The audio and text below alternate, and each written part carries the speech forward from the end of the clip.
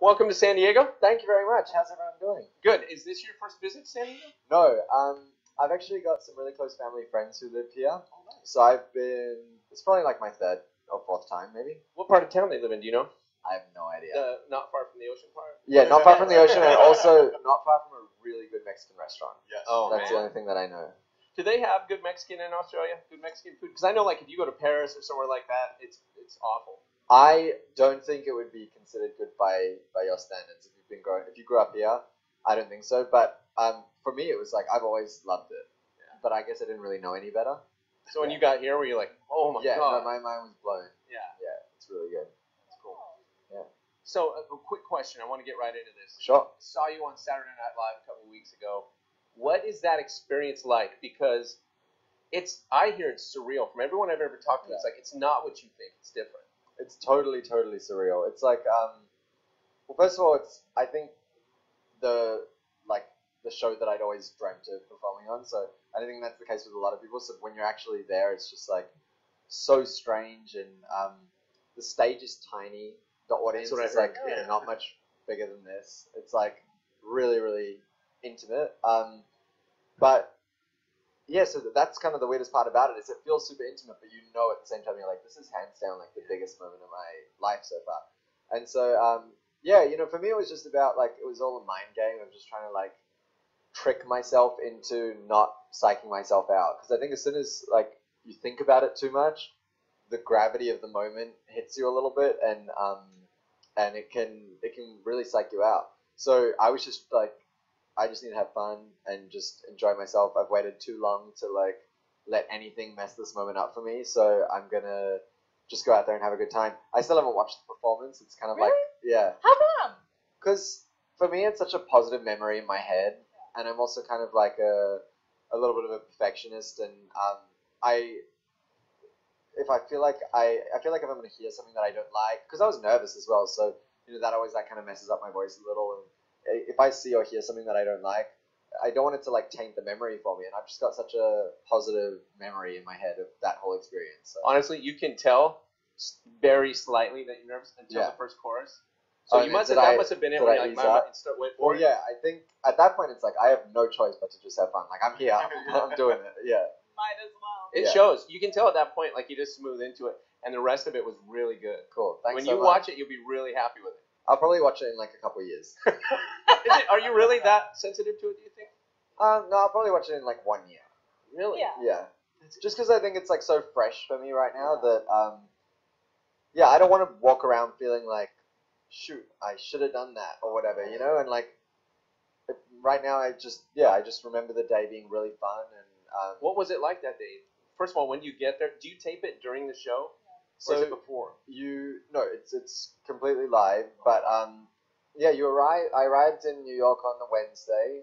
Then Thursday you go in and you sound check and rehearse. And any of the other TV shows that I've done, it's all one day. So I felt like Thursday was like the day, because you're on the stage, you're sound checking, it feels so real, it all kind of hits you. And then you go home to your hotel and you just sleep. You have Friday off. It's like so eerie because you're like, tomorrow is such a huge day, and I'm just like watching TV in my You're in bed Times Square at a Sbarro going, hey, yeah, tomorrow I'm on Saturday Night Live. Trying to think of stuff to do in New York, and then the Saturday comes, and even that only starts at like 4 p.m. or something, because the show tapes, I think it's from like 11:30 till 1. Yeah. It's on live, and so so the whole day it's just like you're basically sitting there. They don't let you leave as well, so you've got this big gap in the middle of the day between dress rehearsal and the show, but they tell you that you're not supposed to leave. I guess maybe because if somebody gets stuck in traffic or whatever, it's a live show, so you can't mess up. But to have to just like sit there and be like, I'm going on Saturday Night Live in like an hour, it's really scary. It's a mind bender. Did you distract yourself with? I did. I just like watched. It goes fast because I was like in hair and makeup, and then watching the sketches that they're like rehearsing on TV and stuff like that. So it's fun because you also get to see sketches that don't make the show. So, oh, really? Yeah. Okay. Being in Australia, were you aware of Saturday Night Live? Is it a cultural thing there as well? It's not nearly as much of a cultural thing. Like it's, but everyone's aware of it. And anytime like one of the sketches goes viral or like a performance goes viral or anything like that, we're super aware of it. Everyone knows that it's like a big deal. It's a thing. Yeah.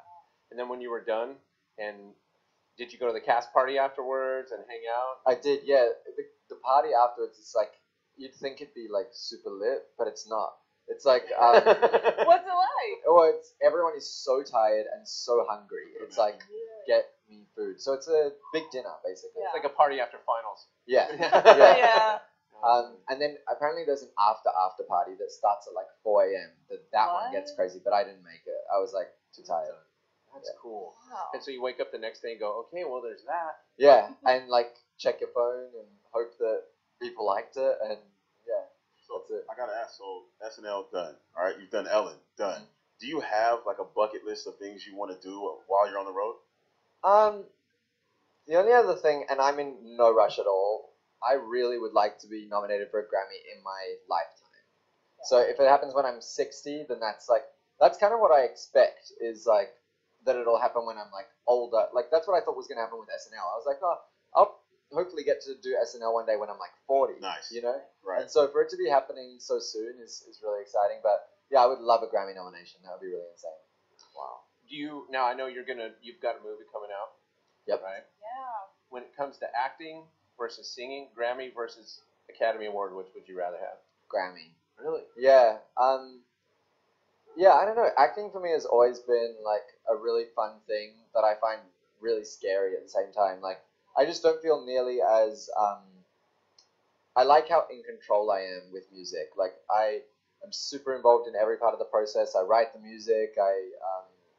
Obviously I'm like involved in all the visual stuff, and it feels like my thing. Whereas acting, you're like going into someone else's world, and you got to trust the director, and you can't always like see what you look like and stuff. So it's kind of like a little bit of a gamble. I'm going to see the movie. I haven't seen it yet. I was about to ask, are you going to watch the movie? I'll watch the movie. I'll watch the movie. But yeah, the first time I see it will probably be with like everyone else at the premiere. Nice. That's how it normally Let's works. talk about the movie and your role and how kind of tailor-written it is in a way. Like Yeah. you can really express yourself through it. Yeah, so the movie's called Boy Erased, and it's about a kid who gets sent off to a gay conversion therapy camp, which is one of those camps where they try and make you straight, basically.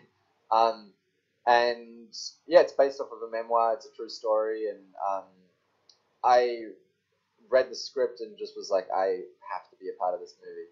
And so I auditioned and just kind of hoped for the best, and ended up getting the part. And I play one of the boys at the camp when he goes to the camp. But I think it's going to be a really important movie.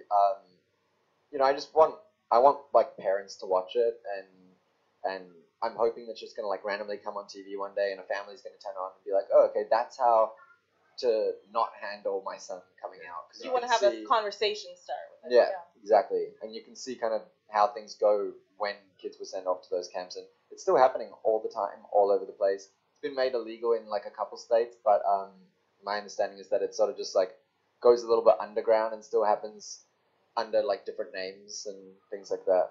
Wow. Yeah. You were just talking about going to the Pride Parade. I watched you made a YouTube video about that, and I think I think that video, if you could recap that, because I think it really just talked about the experience of dealing with coming out, or maybe if a parent, you're not sure if they approve or how involved they'll be. So it's not just enough to come out and say, this is who I am. You want the acceptance, especially from those closest to you. Totally, yeah. I think coming out is like always a super vulnerable experience for anyone. And I got very, very lucky. My family has been like completely supportive, the best. My friends, same thing. But I still so vividly remember going to like my first Pride because my family came with me. And I was like, that was the difference between like tolerance and acceptance. You know what I mean? Like they weren't just like dealing with the fact that they had a gay son. They were like proud of the fact that they had a gay son, you know? And that really just like rocked my world, and it just made everything a lot easier for me. Yeah, those are the days you get home and you're like, oh, my life just it seems like an imperceptible shift, but this will carry on. It'll seem a lot bigger later. Yeah. Was it important for you to share that as well with your fans and your audience on YouTube, and having that acceptance as well? Yeah, so I got to the point where I've been out in my private and personal life for I think like 3 years, and so it had become a real like non-issue for me. I was super comfortable in my own skin, and when I was like coming to terms with my own sexuality, I watched like every coming out video on YouTube, and I also happened to be a YouTuber. I like had this big audience online, and so I sort of felt like I owed it to the community to like share my story and hopefully help some other people out. You know, you have a huge Instagram following, huge social media following. Do you turn notifications off on your phone so it doesn't eat your battery alive? If I follow you, then I get the notification. So it's like people you follow. You can do that. Yeah. That's it. But you wouldn't like post a picture and watch those likes like, oh my god. No. Right. Oh my god. No, yeah. I mean, I go on and I like read some comments and stuff like that. But yeah, I actually like it stresses me out sometimes when I see notifications, even from people that I follow. Sometimes I delete the Twitter app from my phone for a few days and just like chill. I feel stressed out. Like I announced we're having a kid, and we get like 163 comments. I'm like, I gotta reply to all those. I'm gonna do it Thursday at noon. I'm gonna block out an hour. If it never happens, I feel like a loser. I'm like, somebody on your level's gonna. I just can't even. Yeah, it gets a little bit overwhelming sometimes, but I mean, I'm really lucky. It's majority of it is love, so that's really good. You have a strong fan base. I mean, all artists, yeah.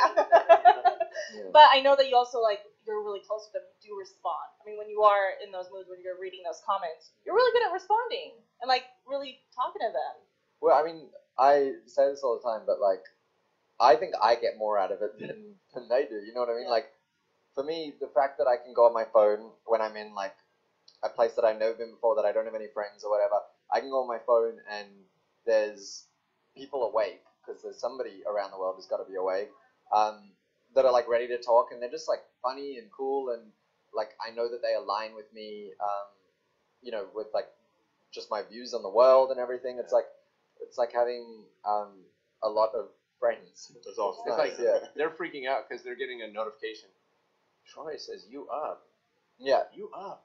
Oh my god! What? Yeah. And chances are I'm just lying in my bed, can't sleep, and need something to do. So That's awesome. Yeah, it's fun. Does that ever make you feel a little bit lonely too? Because you know, with your schedule, it's impossible for you to keep things.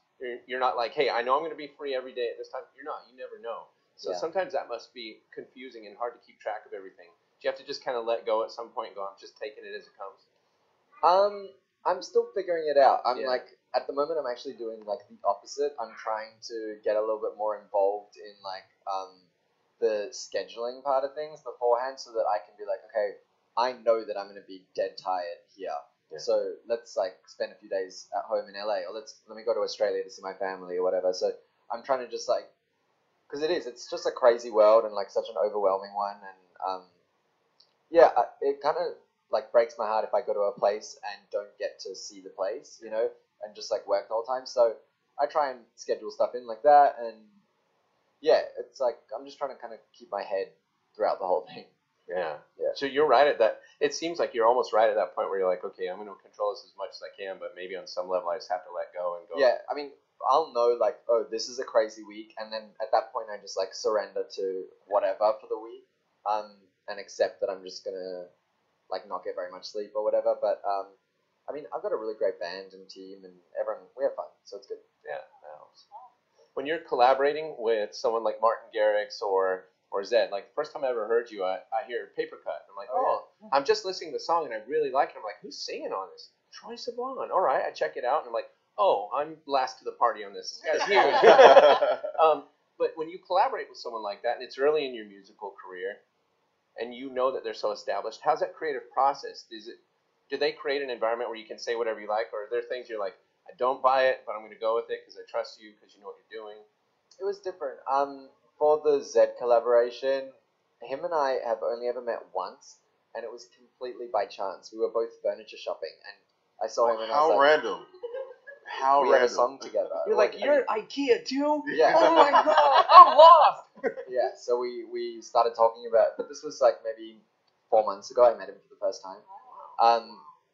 And then with Martin Garrix, it was super different because we were both in the same city at the time. So I went into the studio and I wrote on the song a little bit and recorded my vocals with him there and everything.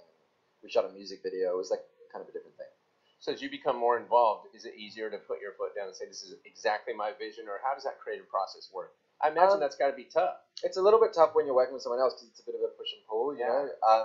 but in general, I think I'm getting better at because I'm not very confrontational at all, and so I'm getting better at like politely asserting my opinion. Yeah. You know, and yeah, I mean, but that's not with those collaborations necessarily. Just like in general, I co-write all of my music, so I love writing sessions. Yeah. But sometimes somebody will say something that's like that I think is bad, you know, and so you got to figure out how am I going to like, you know, maneuver my way through this. But yeah, I feel like I got better at it. Definitely. It's just communication, and everyone's in the same boat. You know what I mean? So everyone gets it. It's chill. You're like, good idea, but yeah, you know what my go-to is? I say I'm not crazy about. Yeah, I see. Which means it's not like I hate it, but I'm just not crazy about it. Right. Yeah. Wow. That's interesting. Did you get some questions from our fans? I did. Okay. We want to give you guys a chance to get some questions Yeah, out there. So right. we asked our fans some questions. Yeah. Nicole wants to know, how does your new album differ from, you know, the old? Like, what is the biggest differentiator? I would say the biggest one is hopefully that it's better, because I think I've like grown a lot in between, but also I think it's a lot lighter. Like I think it's a little bit less just heavy. My first album had I think a lot of weight to it, and this one has moments of that, but there's a lot of like release I think as well. And Rosie is wondering, is there a future collaboration with BTS? Oh, I don't know. That would be so fun. I fell way down the hole the other night and was like watching all of the music videos and stuff. Give them a shout out. Yeah. Well, they've been so nice to me since like day one, and so I just want to like meet them and say thank you, and it's a world that I have yet to fully delve into and like understand. So I'm just completely curious about the whole thing. I mean, they're like insane dancers and singers and stuff like that. Like the music videos are like so inspiring to watch, because it's like, I don't know if anyone in pop is like making videos on that scale anymore, like with the big dance routines. It feels sequences like, and all that. it just feels really, really like iconic. It's cool. So that's a yes? Sounds like I would a yes. totally be down. So how would you go about doing that? Would you just reach out to them? I mean, since they admire you, you admire them, so I don't know how do you get in contact with like super famous pop stars? I have no idea. You gotta tweet tell it. us, You gotta tweet it. Yeah, Just send them an Instagram like, hey, you up? yeah. I think that's the best way to do it. I don't know. We'll see. I'll figure it out. By the way, when is the album? I don't know. What? Yeah, I don't know. It's like 95% done, so I'm just putting some like little finishing touches on it. But not too far So away. we're close. Definitely not. Yeah, not too far away. Awesome. And name of the album? Name of the album. You're on the spot, don't man. know. Yeah. Sorry. Yeah, no. Is that a tough thing to do? Because even for like a radio show, when you name simple little bits, you really can't go deep. And then all of a sudden you keep saying something over and over again. You're like, no, I got to scrap that name out of here. I don't know. Yeah. No, and you've got to think like, does this sum me up as a person? Does this sum up the music? It's like, it is scary. That's why I think I haven't committed to it yet, because I've got a title, but I am like too spooked to commit. I just can't do it yet. So I'll wait until like the record label's like, give us a title, and then I'll just do it. Right, we're looking forward to it. Cool. Excited. He has agreed to do a live performance. Would you be interested in watching Troye perform for you today? Perhaps. Thank you. That And seems thanks like so much for coming, everyone. Thanks, I appreciate it. I would think we need a bigger response. Are you guys ready for a live performance from Troye? Very much. Thank you for spending time out with us.